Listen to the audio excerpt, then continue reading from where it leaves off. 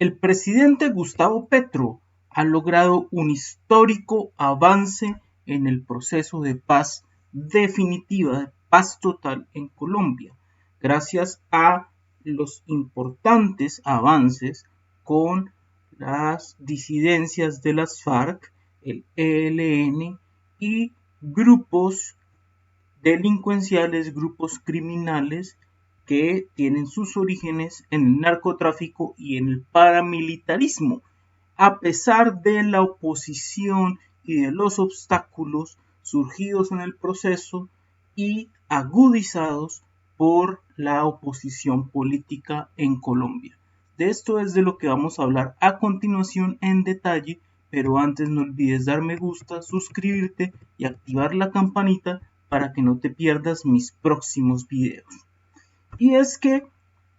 las disidencias de las FARC denominadas Estado Mayor Central de las FARC-EP han hecho en las últimas horas público un comunicado en el cual expresan concretamente que a pesar de un obstáculo que ellas consideran ha surgido en este proceso para conseguir la paz total por parte del gobierno del presidente Gustavo Petro, siguen en la disposición, están en la disposición de avanzar para llegar a un feliz término. Y el comunicado en detalle lo que dice es lo siguiente: con fecha del 13 de enero del 2023, las disidencias denominadas Estado Mayor Central de las FARC-EP hacen alusión a unos sucesos ocurridos el 11 de enero en el municipio de Puerto Rondón, Arauca, donde dicen que en primer lugar ofrecen disculpas a la opinión pública e internacional y dicen que su posición oficial, teniendo en cuenta el comunicado que hace unas horas había salido y era solamente un borrador y generó una respuesta que vamos a ver más adelante por parte del ministro de Defensa, en contraposición sí es el comunicado oficial que dice que tienen un absoluto respeto a el ministro de Defensa de Colombia, Iván Velásquez, a quien denominan un connotado jurista. Que en segundo lugar, en este comunicado dicen que el proceso de acercamiento entre los delegados de las FARC-EP ante el gobierno nacional creó confianza en nuestras unidades para permanecer atadas al terreno. En tercer lugar, dicen que el ambiente operacional fue aprovechado por ese ataque a leve y a sobreseguro sobre el campamento de una unidad en tregua de cese al fuego. En cuarto lugar, dicen que el protocolo del cese al fuego debe contener una inmediata separación de fuerzas para evitar que las fuerzas militares y la Policía Nacional se involucren en acciones con fuerzas irregulares dentro del área de los frentes de las FARC-EP. En quinto lugar, dicen que la implementación inmediata del mecanismo de monitoreo y verificación local acordado evitaría más hechos como este. Y en sexto lugar, dicen que el buen avance de los acercamientos con el gobierno nacional y promulgación del acuerdo logrado en reunión anterior dependerá esa revisión para evitar que se repita una situación similar, y lo firman como Estado Mayor Central. Este es uno de los grupos disidentes de las FARC, y en concreto lo que están denunciando o están diciendo en este comunicado es que aunque sufrieron, según ellos, un ataque por parte del ELN y de la fuerza pública, ellos siguen en la disposición de que se avance, se continúe avanzando sobre lo construido hasta el momento con el gobierno nacional y que se implemente un mecanismo para evitar que estas cosas sigan sucediendo, es decir, se mantienen ellos en la postura de un cese al fuego, pero con las garantías para no ser víctimas en medio de ese cese al fuego por parte de ellos y de confiarse en medio de una guerra para terminar, según ellos, después recibiendo ataques inesperados. Pero este comunicado lo sacan después de una respuesta contundente que el ministro de Defensa Iván Velásquez publicó en la red social Twitter, donde dice: lo afirmo con toda claridad. Primero, es falso que desde el Ministerio de Defensa se hubiese impartido alguna orden para que el ejército atacara al Estado Mayor de las FARC. Segundo, que las fuerzas militares no realizan operaciones conjuntas con ninguna organización al margen de la ley. Y tercero, que las Fuerzas Armadas reiteran su absoluto respeto por el cese al fuego bilateral decretado por el Gobierno Nacional. Y es que esta respuesta contundente la dio el ministro de Defensa a un comunicado que inicialmente circulaba en las redes sociales, donde esa disidencia de las FARC culpaba directamente al ministro de Defensa del ataque que ellos habían sufrido por parte del ELN y de la fuerza pública en medio de un supuesto cese al fuego que se encuentra vigente y que ellos esperaban entonces no que se respetara y no sufrir esos ataques. Entonces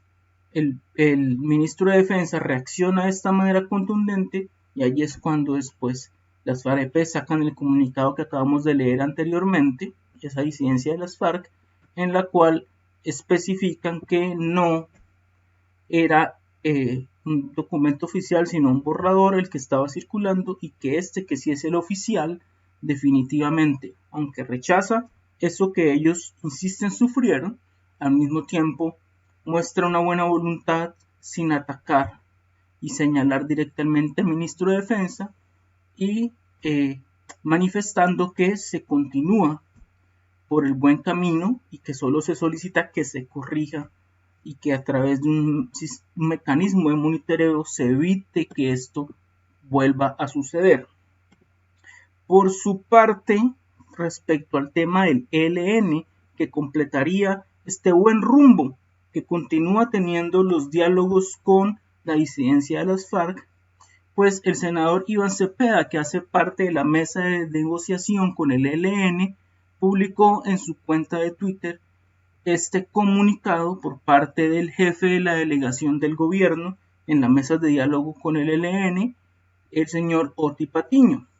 Y este comunicado dice lo siguiente: la delegación del gobierno agradece la hospitalidad de Venezuela para realizar una reunión extraordinaria con la delegación del ELN durante la semana próxima. El segundo ciclo empezará en México a mediados de febrero. Quiere decir que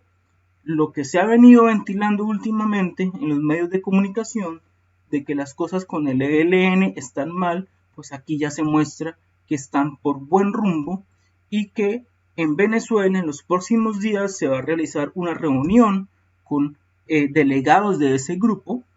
para terminar de enrumbar el proceso de diálogo y continuar el segundo ciclo en México a mediados de febrero. Quiere decir que las noticias son alentadoras, tanto por el lado de una de las disidencias de la FARC que aquí se manifiesta y por el lado del ELN, a pesar de la presión de los medios, a pesar de la presión de la oposición política y de la derecha, que lo que busca es que esto no avance, que esto no suceda, que al gobierno le vaya mal en los diálogos de paz y en consecuencia que al país le vaya mal en esta esperanza aplazada de una paz definitiva y total en nuestra nación. Y finalmente, hay un nuevo obstáculo que se busca superar y que se va a superar igual que los anteriores con estos otros grupos, y se trata de la solicitud del gobierno nacional al fiscal general para levantar las órdenes de captura contra jefes de bandas criminales, de bandas del narcotráfico y del paramilitarismo. Y esto lo hace pues con el objetivo de también avanzar en los diálogos, en este gran plan para una paz total que tiene el gobierno nacional desde campaña, desde que era un candidato y que ahora trabaja fuertemente para materializar siendo presidente. Es decir, este diálogo simultáneo con la mayor cantidad de grupos ilegales y de bandas criminales organizadas en el país. Pero el fiscal general Barbosa nos hace acordar, en este caso, de el fiscal Néstor Humberto Martínez y sus obstáculos a los procesos de paz. ¿Por qué? Porque así como Martínez en su momento, como en un debate en el Senado de la República lo sustentó el entonces senador Gustavo Petro, hoy presidente de la República, Néstor Humberto Martínez jugó un papel importante en buscar entrampar el proceso de paz con las FARC, y en ese proceso,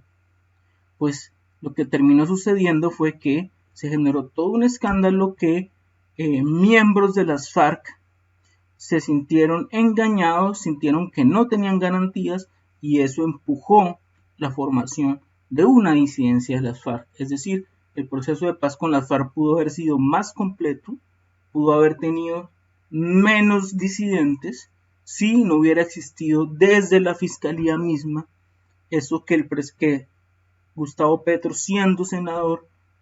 a través de su debate llamó un entrampamiento, y llamaron otros líderes y otros investigadores de estos hechos. Pues ahora el fiscal Barbosa, en esa misma línea derivada de los gobiernos de derecha, así como él, Barbosa también es un fiscal nombrado por la derecha, que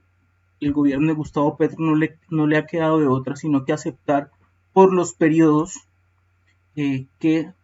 se cruzan de un gobierno a otro gobierno. Pues este señor Barbosa ahora le ha negado públicamente al gobierno nacional su petición de levantar estas medidas, estas órdenes de captura, para poder avanzar en diálogos de paz con con los líderes y con estas bandas criminales. Resulta que el gobierno nacional ya salió inmediatamente hoy mismo a través de su portavoz, el portavoz que ha delegado el presidente Gustavo Petro para diferentes asuntos, que es el ministro del Interior, el señor Prada. Y lo que hacen ellos es citar que el gobierno nacional ha revisado el asunto y que está en lo cierto, que es el fiscal el que se está equivocando al negar la solicitud de levantamiento de las órdenes de captura contra estos líderes de estas bandas organizadas, porque la ley 2272 de 2022 establece, dice el gobierno nacional muy claramente, que no solamente para grupos con estatus político, como son grupos rebeldes, como son grupos subversivos y grupos que lo que han buscado es luchar contra el gobierno y derrocar al gobierno, como el caso de las guerrillas de las FARC y el ELN, sino que también aplican estas solicitudes y estos levantamientos de órdenes de captura contra líderes y contra miembros de grupos criminales sin estatus político, es decir, el caso de grupos de narcotraficantes y grupos paramilitares. Entonces, bajo este argumento, la fiscalía no está cumpliendo la ley y está simplemente convirtiéndose a través de sus posturas en un obstáculo al proceso de paz, como en su momento, lo acabamos de decir, lo hizo el fiscal Néstor Humberto Martínez en el proceso de paz con las FARC. Entonces, lo que se espera ahora es que la fiscalía corrija su posición, que el fiscal Barbosa no se convierta en otro Néstor Humberto Martínez definitivamente, y que pase a la historia como otro fiscal más que, en lugar de ayudar a avanzar en la tan anhelada paz total por parte de las mayorías colombianas, lo que haga sea dinamitar los procesos y afectarlos de tal manera que o lo haga inviable o lo haga mucho más difícil. Si el fiscal general no corrige esto, tanto el gobierno nacional tiene mecanismos jurídicos y judiciales, como la ciudadanía, y allí vamos a estar pendientes nosotros de tomar acciones o de acompañar las que surjan. Tenemos mecanismos judiciales, porque al violarse una ley por parte de la Fiscalía, se está violando también el derecho de los colombianos a la paz, el derecho de los colombianos a la seguridad. Y entonces, en este caso, cualquier ciudadano, no necesariamente el gobierno, puede acudir a instancias judiciales para exigirle a los jueces de la República que le ordenen al fiscal general cumplir la ley 2272 de 2022 y en ese sentido que efectivamente deje de obstaculizar los procesos para una paz total y que en su lugar acoja, cumpla la solicitud del gobierno nacional de levantar las órdenes de captura para lograr que este proceso y todos los procesos con las diferentes organizaciones al margen de la ley lleguen a un feliz término. Muchas gracias amigos por ver el video, no se pierdan mis próximos videos, no olviden darle me gusta a este video, compartir en WhatsApp y redes sociales.